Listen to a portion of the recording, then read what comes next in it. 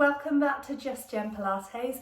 This is video number 3, the final set in your intro. So what I'm going to talk about today is called core engagement and the big giggling subject of the pelvic floor. These are really crucial within your sessions.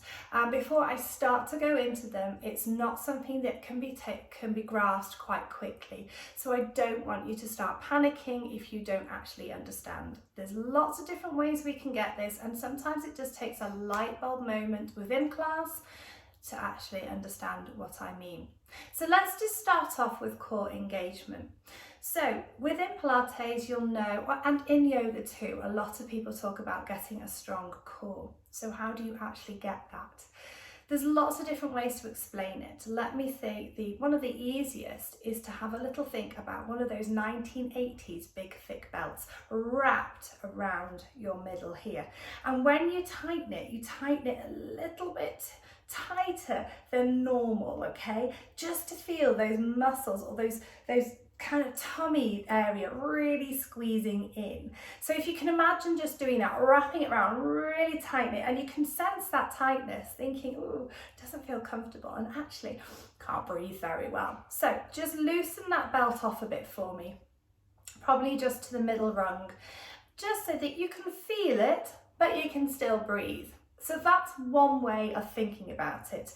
Essentially, those muscles are very, very deep inside of us, okay? And they are very, very small, a lot of them. So we're thinking of the belt. There is actually a muscle that wraps all the way around that muddle called the transversus abdomini, and it's a little bit like a corset. So the belt kind of analogy really does work. So imagine in Bridgerton, you're being pulled in really tight, sculpting in, and you can hardly breathe. Well, we don't quite want that, but we want to find that sensation. Another way of thinking about it is to imagine the drawing in of your hip bones together.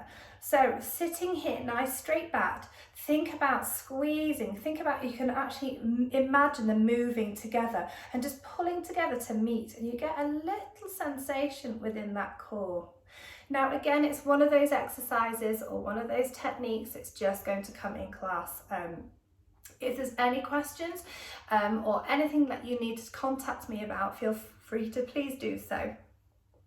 But it works in unison with your pelvic floor. So let's go to the pelvic floor. Pelvic floor is one of those types of muscles that everybody has, even men. It is a set of muscles that sits within your pelvis, a little bit like a hammock. It keeps things in and it stops things from coming out, okay? Now, particularly if you've had a baby, these muscles will feel a little bit loose, a little bit weak.